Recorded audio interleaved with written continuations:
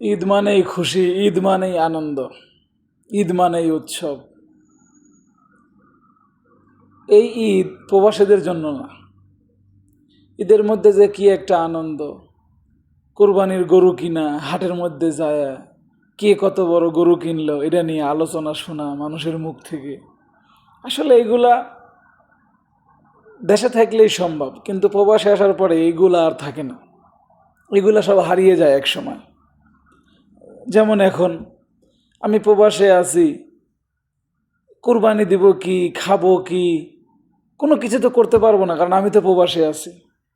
তো দেশে থাকি কুরবানি দেওয়া কি একটা আনন্দ, কি একটা মজা, এটা কিন্তু প্রবাসের মধ্যে নাই। আপনি এটা প্রবাসে পাবেন না।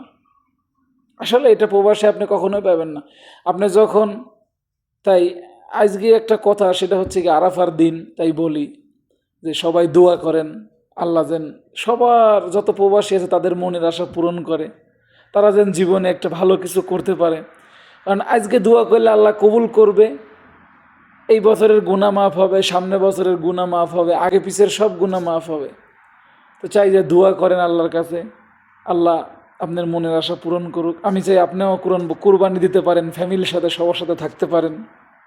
তো সর্বোপরি একটাই কথা বলি যে টাকা কামাই করলে অনেক রকম সুখ শান্তি সব কিছুই পাওয়া যায়, টাকা না থাকলে কোনো সুখ শান্তি কোনো কিছুই থাকে না।